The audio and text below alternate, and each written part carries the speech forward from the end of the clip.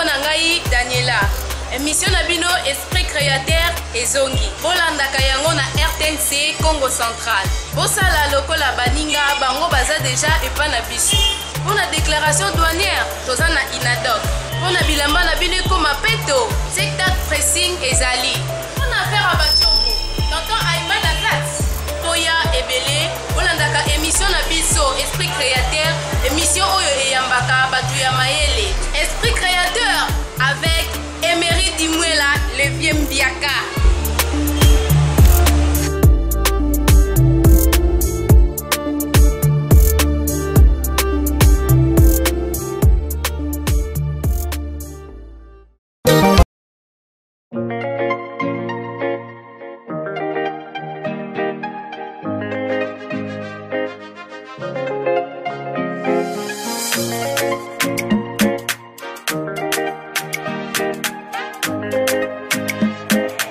Playing on the track.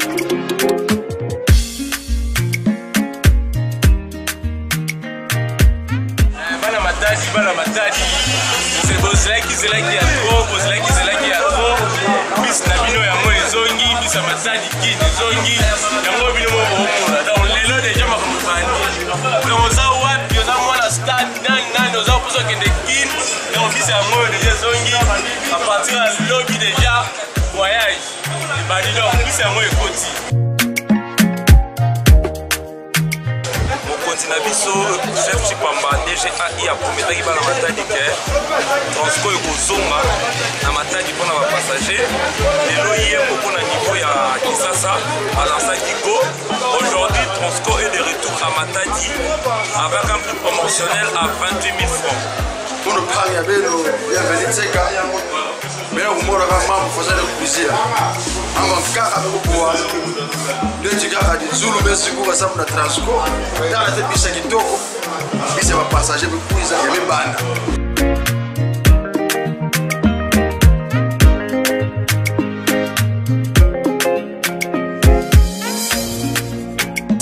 Beno bana ya Matadi. Munu ke gérant ya Transco awa na Mbanza ya Matadi. Ome lomba la beno me kuiza sama osombo habillé na betu ya Matadi ya Kinshasa depuis na 28 000 francs ya Pamba. Adresse na betu ke na Kinkanda. Na pene ya Winner. Je pense bien que bino nzaba ami fidèle ya Ntama. Betu ke wana na ami fidèle ya Ntama. Na bâtiment ya Mavero na pene ya Hotel Ledia en place na betu ya Winner. Transco de retour, le retour de Transco na kati Matadi. Agence moko kaka ya l'État o ba bike yepo esunga bana Matadi ezabongo Transco. Awa soki yo ye mama papa ki billet ke na 28 000 francs. Donc 28 000 francs à Pamba, kebe katuka awa na 7 heures au comme na kin na 15 14 15 euros na kin. Babi Transco bisa sika climatisé, babi TV pe na kati maramutu condition normale mais na 28 000 francs. Bango babuki, bango asasi maramutu. Ah peut-être so ye, voyage à kitoko ta kutunga moko Emery Dimwela, Transco toujours Transco quoi, Transco. Transco Matadi. Le meilleur transport en Afrique pour la Matadi.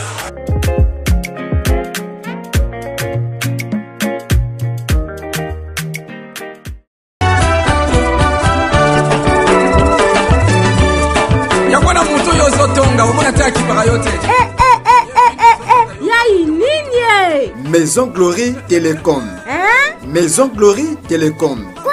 Maison Glory Télécom. Oui, la Maison Glory Télécom vous offre ses services. Vente, déverrouillage et réparation. Na Oetali vente, tozoteka ba accessoires cellulaires, informatique, appareils téléphoniques, ordinateurs et divers. Tozoteka ba téléphone. Tozoteka ba antikas, ba chargeur, ya ba téléphone. Ba batterie, ba boîtier. Ba câble USB to Android, power bank. Ba souris, ba imprimante, pe ba RAM ya ba machine ordinateur. Tozoteka lisusu ba MP3. Ba casque, ba écouteur, pe ba pochette. Nyonso oyo kaka na Maison Glory Télécom. Bandeko na ngai Matadi pe à Congo Central. Na Matali réparation. Ne vous inquiétez plus de rien. Maison Glory Télécom azobongisa ba téléphone, flash pe déverrouillage ya ba téléphone. Tozo changer ba display, ba glace pe ba anti-casse. na Maison Glory tozosala lisusu installation des ordinateurs tokosala système d'exploitation de machine nyonso ezala machine Mac. À la Maison Glory Télécom, nous annonçons un forfait parfait à tous nos clients. La Maison Glory Télécom ezali pe na rond-point Kanda, surtout na pe Kanda ezali wana. Tout compé ezali pe na rond-point Wima, soko tourner ka ngo Kongo kitamuke omona la Maison Glory Télécom. Maison Glory Télécom.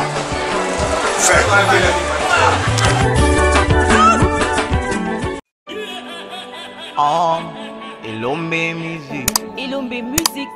Grande Dieu. Esprit créateur, créateur. Esprit créateur, créateur. Esprit créateur, créateur. Esprit créateur, créateur. Émission Langa, émission Nayo, émission La Bisogno sort. Émission Langa, émission Nayo, émission La Bisogno sort. Et mérite du là, quand créateur, Moussala et Simba. Sa commentaire, esprit créateur, émission Nanga, émission Nayo ya biso nyonso. Esprit créateur, mon esprit créateur, yango tolinga kulandaka. Esprit créateur, oh esprit créateur, yango tolinga kulandaka. Esprit créateur, esprit créateur, ya biso moko, yango tolinga kulandaka. Partout dans le monde entier, esprit créateur, la civilisation moko, yango tolinga kolanda. Partout dans le monde entier, esprit créateur, la civilisation, yango tolinga kolanda.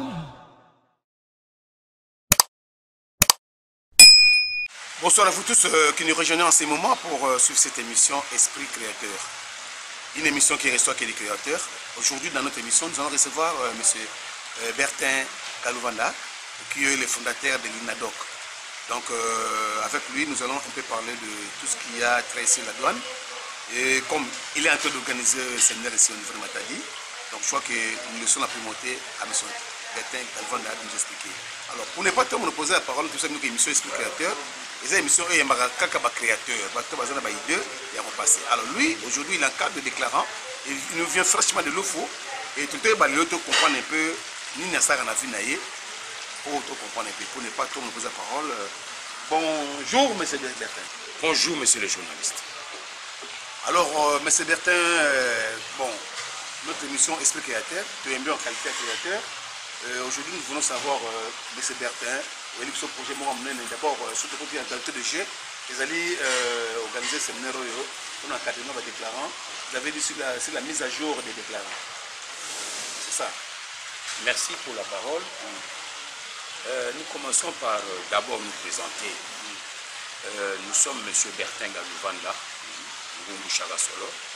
déclarant de formation et de carrière. Dans notre jeunesse, nous avons fait le parcours, la formation en déclaration douanière à l'Inforteco Matete à Kinshasa. Ne mettons pas la charrue devant le bœuf. Oui. Nous avons Bertin Kalouvanda Okola Wapi. Okola, oui, mais Kobota Mande Mamana. Nabotami na clinique danoise na Kinshasa. Et na Koli na Kinshasa et puis na province na ba interna. Na province na leki na Bandundu na Kipik Sacré-Cœur, les anciens le savent. Na leki na petit séminaire il y a là-bas, toujours dans les Bandundu, et nous avons fini par Kinshasa. Alors, je voudrais un peu savoir, na Kinshasa au Vendée au Kolimi na commune. Na Kinshasa na Botami ba parents bazalaki na Bandal, na Moulard, na Avenue Kimbondo. Je salue parcours na Ngaba. Toujours la parcours à papa, na Lemba, et pour finir, na Njil, dans la zone Njilois. Alors, M. Bertin,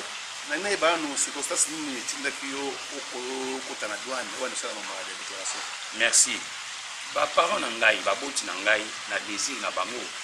Bazaki na posa kinga na zala sango. Batinda kinga na petit séminaire. Mais na volonté ya Nzambe, esalamaki te ke na koma sango. Quand on a zongi na libota, mon père m'a dit que je l'ai déçu suite à ses ordres. C'est ainsi que je me suis fait journalier manutentionnaire à Tubetra Zahir. Et entre-temps, je suivais le cours de la déclaration douanière le soir à l'Inforteco Matete. Vacation soir. École Ezalaka.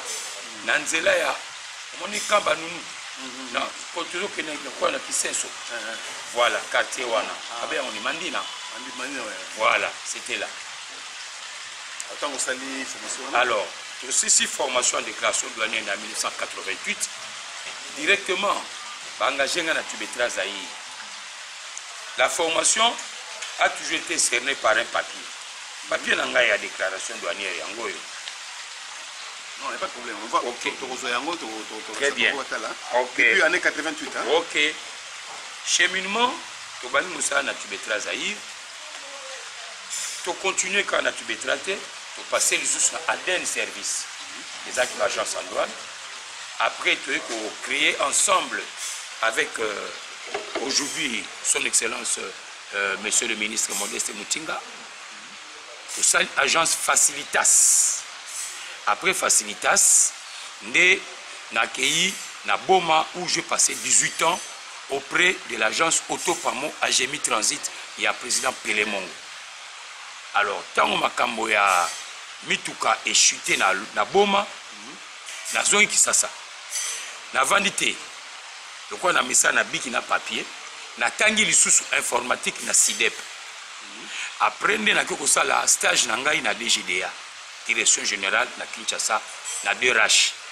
Et c'est de là où est sortie l'initiative de créer un centre de formation en déclaration douanière. Parce que nous avons tous remarqué que Mosala qui déclara et comme qui en décrécendo. C'est-à-dire, nous avons trafiqué notre métier. Montonion soit déclarant. Azanaïna n'y a qui déclarant. Mais et le connu soit celle en formation. Alors, la thème sur la wana, nana est un peu au moment que yo osa maïl. Parce qu'il y a beaucoup de gens, personnes, côté dans le monde de la douane. Côté on va avoir une agence, on va dire que nous appelons des déclarants de bout. Oui. Alors, bango, il y a un souci mingité. Passe à Sibi de Ambongo, à Mossima Mbongo, à la tente à Kozonga Sima. Or, il y a beaucoup de choses qui aux Sanoga, aux Ambongo, mais souci, nous allons il faut qu'on ait une formation, il faut qu'on ait une formation, et puis il y a un peu comme on peut ça va déclarer la formation. Oui. Et ça, il est bien. Et le Kouane Zanini, Kolingana no Mboka na yo. Je suis un patriote. Yamona Moussa Nassali, il y a une corporation avec Teen Times. Baya pour un diplôme de mérite patriotique et d'excellence. Alors, Kolinga Mboka, tous les cartes Mboka et ça il a biso et loko. Président Zosala Nini, et bon oui Zosala Nini na Congo. C'est pourquoi pour ne pas occuper le Congo inutilement, sinon on va m'arracher. Ngai na sali eloko mususu teka o na yebi. On donne ce qu'on a. Moi je n'ai que le Mazaya en déclaration douanière, c'est ce que je veux donner. Alors Naïbi que oui, tout comme avant il donc après oui. Je me souviens encore que dans l'époque où il y a 2, 3 ans, 4 ans, au début il y a la couverture il y a par rapport à la collation.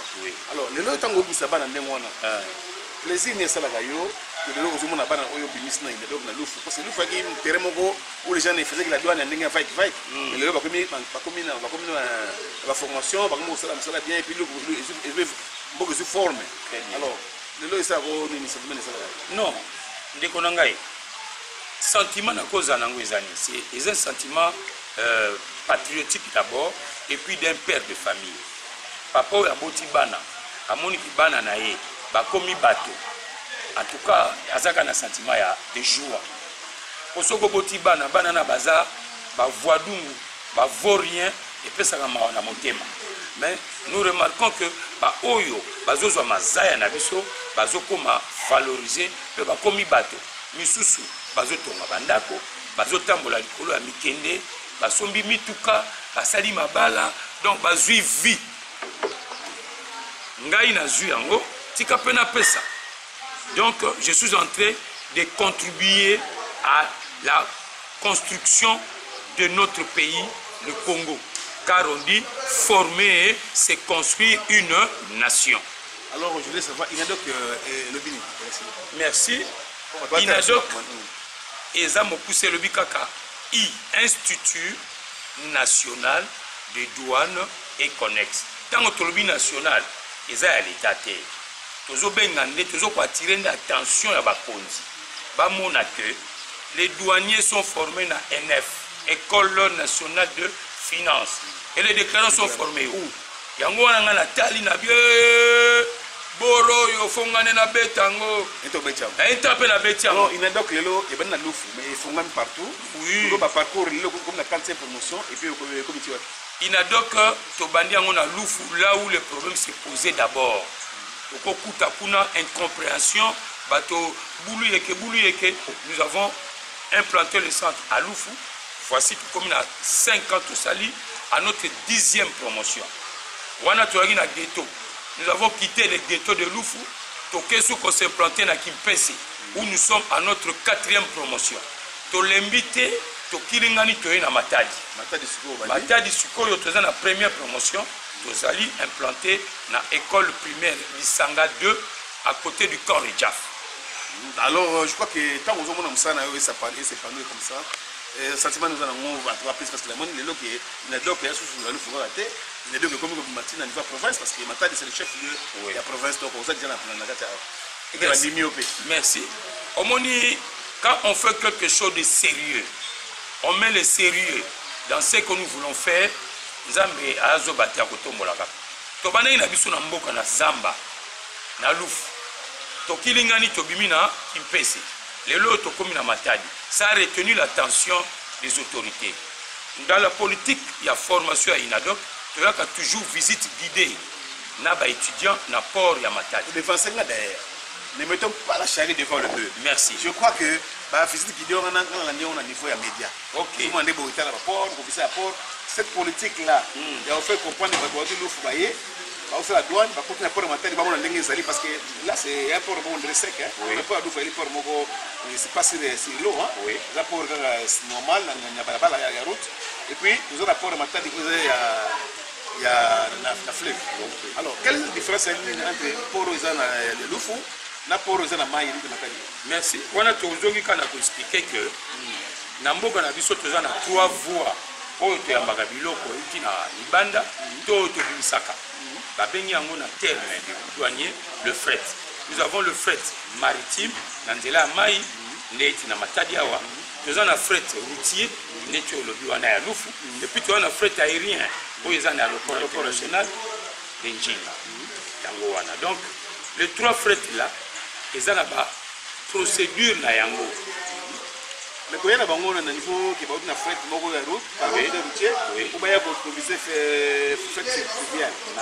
maritime, pardon. Alors, est-ce que pour bon, la théorie, toujours la auditoire, mais il faudrait que l'apprenant ait les atouts possibles.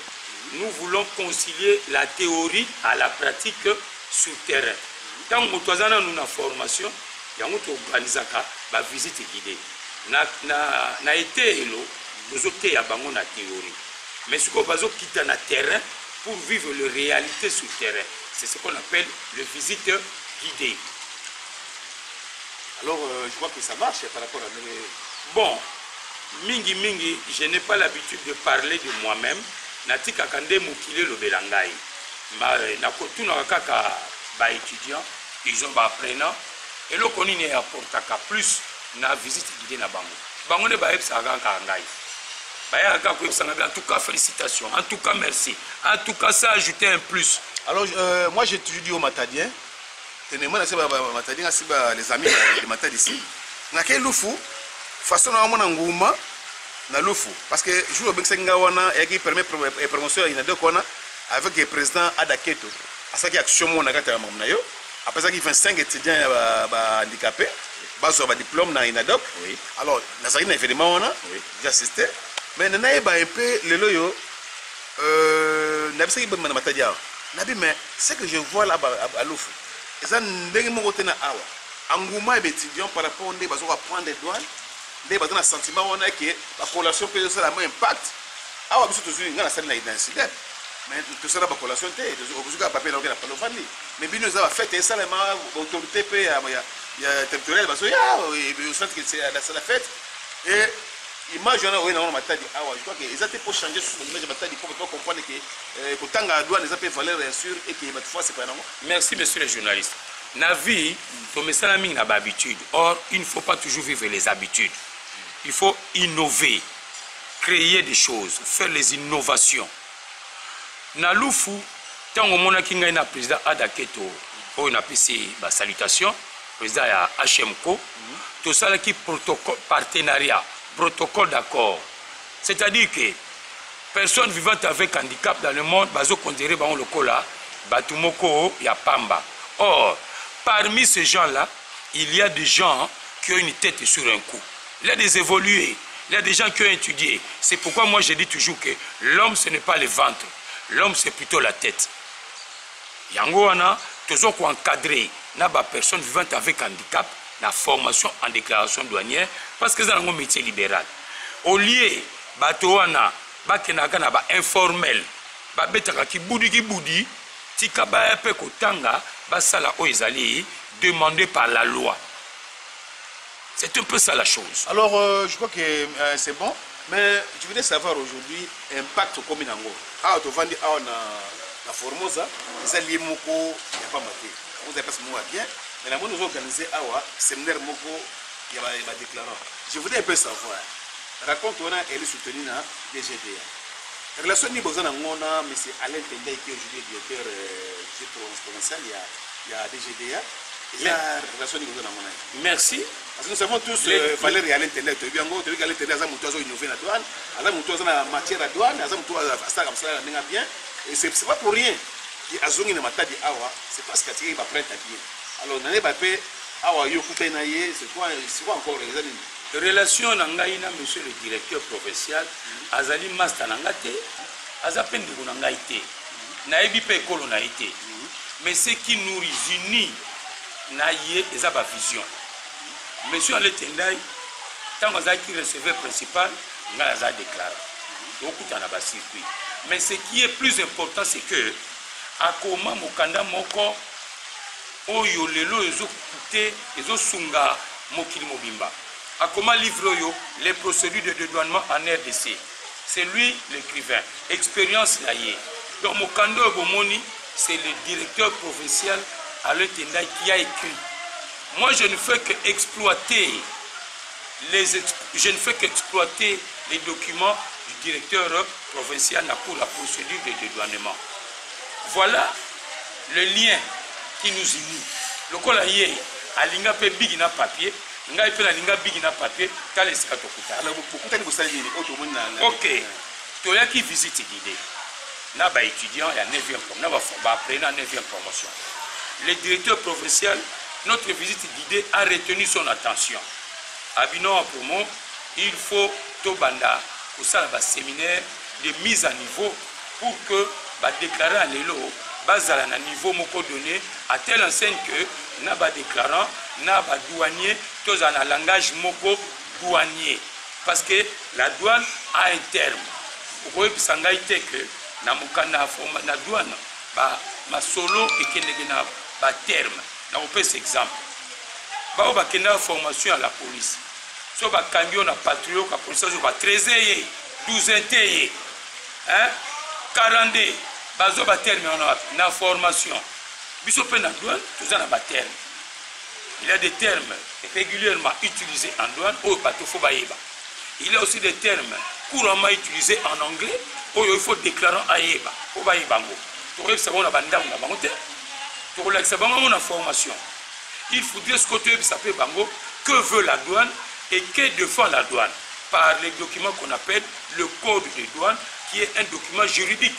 Ce que le code mibeko izali pour bande ko ngai ba déclarant batambola lolenge l'état azo senga pour mboka na biso ekende liboso il faut to apporter bango matière oyo ngana bengaka mazaya. Donc livre Oezaya à l'intérieur. C'est lui. Alors l'auteur. Je vous ai dit que l'autre fois et non bah on tika na sala je vous dis que allait tendre à ça livre les procédures de dédouanement en RDC.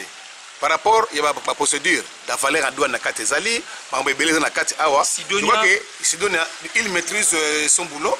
Je crois qu'il y a un sali qui est le allait tendre à zongi na mboka o matadi. Je crois que pour continuer sur la FNAE pour l'avancement aussi il y a douane na biso na niveau ya Congo central. Voilà. Alors je crois que il faudrait que batoka la bango ya qualité boye baza na mboka poto omona ke azana maîtrise ya musala zosala et que mboka ke liboso lelo beaucoup na 40e jour ya événement bosala. Voilà. Séminaire ya lelo o tozali tout comme na 3e jour, 4e jour, lobinde kosila. C'est-à-dire que le séminaire d'abord c'est quoi? Ezali place tozali kopesa mazaya en sommaire na ba apprenant ba cours ya procédure de dédouanement ezali, cours à valeur en douane ezali, cours à Sidon Award, na cours à tarif. C'est justement pour compléter la connaissance na ba déclarant. Na linga tokolo ba poto yandula biloko bango ba yekolaka. Lokola pe ba komi ba mpaka. À plus de 50 ans, j'ai dit on n'a plus droit à l'erreur. Bilo muso ebungaka, mais il faudrait suko ko yandula kango. Tala mokonzi oyo a maîtriser musala na ye. Pour ça lango bien lobi ngai l'état. Il faut na solo la na ba doua na ba déclarant. Bazwa ka formation poto kende elongo pour maximiser nos recettes. Alors après séminaire oyo, qu'est-ce qui est encore visé, qu'est-ce qui est prévu pour ça na ye sous ça na DGDA? Qu'est-ce qui est encore prévu parce que demain nous avons lié na DGDA. Les taux à valeur à la valeur CIF pour pouvoir déterminer les DD. Donc c'est la base de taxation pour bien déterminer les droits des douanes, les droits de consommation. Donc nous avons dit les taux se trouvent dans les tarifs douaniers déjà établis par la douane. Et CIF plus DD facture de décès. Comment c'est calculé les décès? CIF plus DD entre parenthèses fois taux de décès. Mais là présentement, tout se trouve déjà dans le système. Dès que vous déterminez bien votre valeur en douane, selon la nature, selon la valeur, et vous cliquez, vous aurez tous ces droits, tous ces taxes vont apparaître. Mais ici, comme en séminaire, nous devons apprendre comment ça se calcule. Un tas qui est déclaré bien formé. Après un séminaire, il est prévu de remettre un document, on va cerner un document que la DGDA va accorder, qu'on appelle le brevet des frais de formation. Oui, vous allez signé par le directeur provincial Alain Tendai Ipouba. Alors, je crois que nous arrivons pratiquement à la fin de notre émission. Oui. Est-ce que vous avez encore un mot à adresser aux déclarants? Merci. Nous allons toujours solliciter auprès de l'autorité provinciale, le directeur Alain Tendai, ce qui te séminaire Oyaboye, na Boma, na Lufu, pour rater, la récupérer. Voilà. Ou bien, carrément na Inadoc, qui est notre centre de formation en déclaration douanière, na Matadi a indiqué, nous avons implanté na école Lissanga 2 à côté à Camp Rejaf. Alors, pour l'émission Esprit Créateur, émission total émission Zébélé. Mais émission Esprit Créateur, il y a des fonds la moutou. Émission Esprit Créateur, il y a des visionnaires. Et ça, émission est balani pena ba idéologie à Inadoc. Donc, et ça, émission comme journaliste, à la maîtrise de ma douane, ça veut dire que dorénavant, nous avons des informations à Inadoc à travers l'émission Esprit Créateur pour beaucoup comprendre pérennité à Oyazosala na kati ya Congo central. On le belango tout le temps, donc je crois qu'il est expliqué clairement les années prévenir entre l'émission Inadoc. Voilà. L'émission entre Esprit Créateur na Inadoc, tout ça là déjà Libala. Libala na biso bandi le loté. Na kanisi les journalistes Bakananga et Emery Dimola aya déjà na Lufu par notre invitation. Assista déjà. Tout le monde a ça va preuve. Buka mona, buka kikila. tolingaka kopesa biloko eza visible oyo eza na bapreuve tangible. Voilà lokola namoni ke ye mpe kote na ye boulot ezokende bien tika na balana na ye namoni mpe de mpe na biso motu mpe ya mazaya tika mpe na balana na ye mpo na nini mpo mboka na biso ekende ka liboso. Parce qu'on dit former c'est construire une nation. Alors merci, aujourd'hui notre invité c'était monsieur Bertin Kalouvanda, donc le fondateur de l'INADOC. Je crois que nous allons continuer toujours à le soutenir parce que nous disons toujours comme président Nabiso Fati, à la vision et à développement. Donc il faut toujours accompagner Fati par rapport à un projet Moko Azanango, émission Esprit Créateur, ils allaient bien situés. On a soutenir le chef de l'État parce que nous sommes esprit créateurs.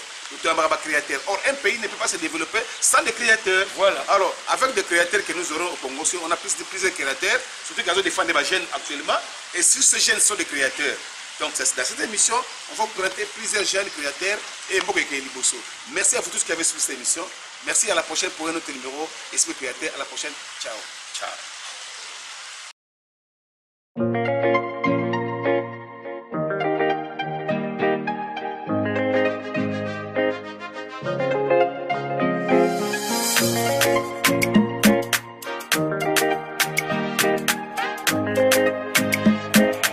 Playing on the track.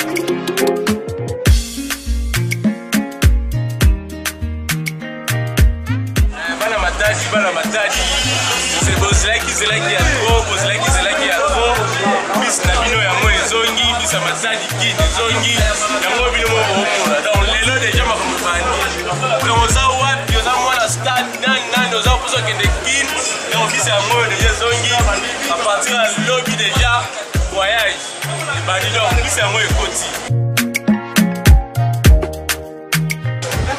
na biso chef Chipamba DGAI aprometaki bana matadi ke Transco ekozonga na matadi mpona bapassager lelo ye moko na niveau ya Kinshasa alansaki go. Aujourd'hui Transco est de retour à Matadi avec un prix promotionnel à 28 000 francs. Pour le prix, il y avait le Tseka. Mais on m'a dit que je faisais le plaisir. Avant de faire le pouvoir, le Tseka a dit Zulu, mais si vous avez un Transco, dans la tête de Bisakito, il va passager pour pouvoir y aller banda.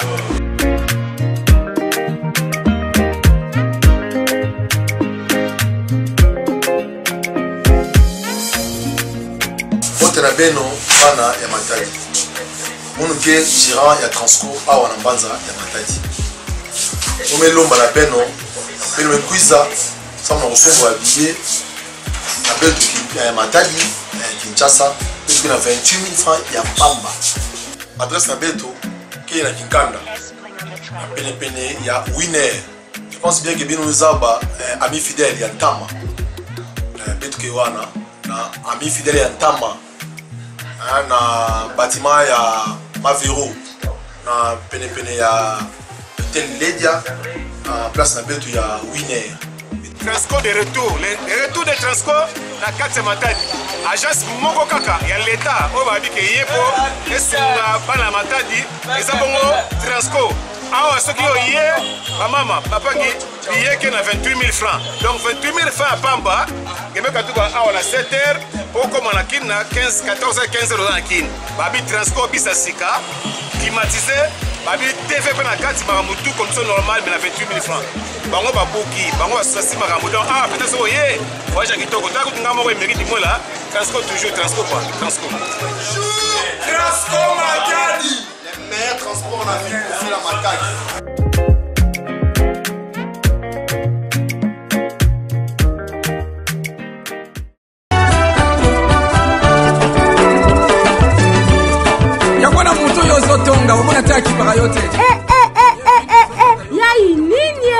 Maison Glory Télécom. Hein? Maison Glory Télécom. Quoi encore? Maison Glory Télécom.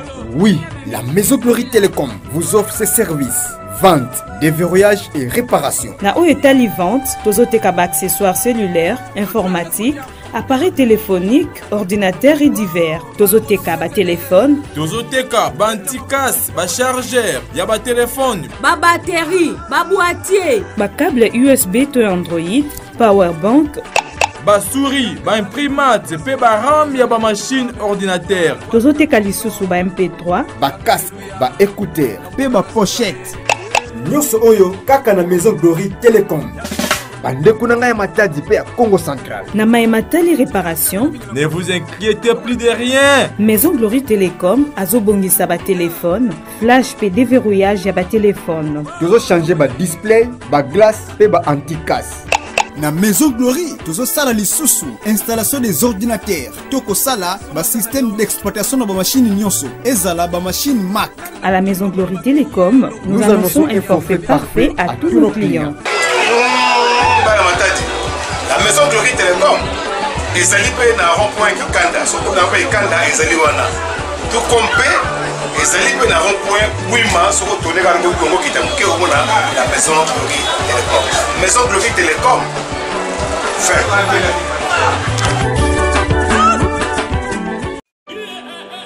Oh, Elombe musique. Elombe musique. Donne de Dieu. Esprit créateur, créateur. Esprit créateur, créateur. Esprit créateur, créateur.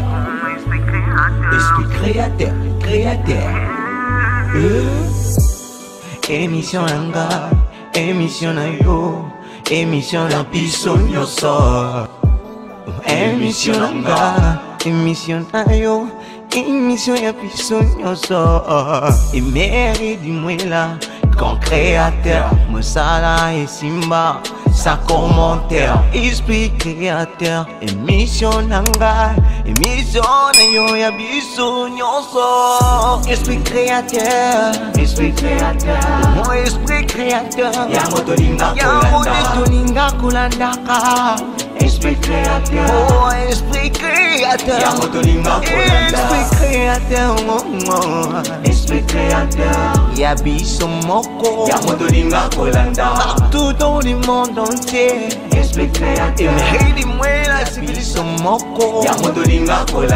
Partout dans le monde entier, esprit créateur.